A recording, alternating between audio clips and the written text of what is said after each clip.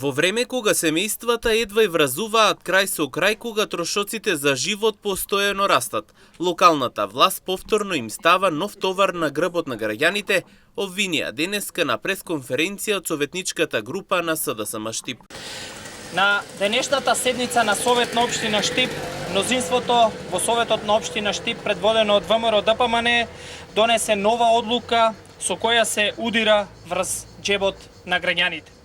Во време кога семејствата едва и врзуваат крај со крај, кога трошоците за живот постојано растат, а платите остануваат исти, локалната власт повторно истава нов товар на граѓаните. Очигледно е дека градоначалникот, директорот и менаџментот не успеваат да обезбедат ефикасно и одговорно управување со предпријатието.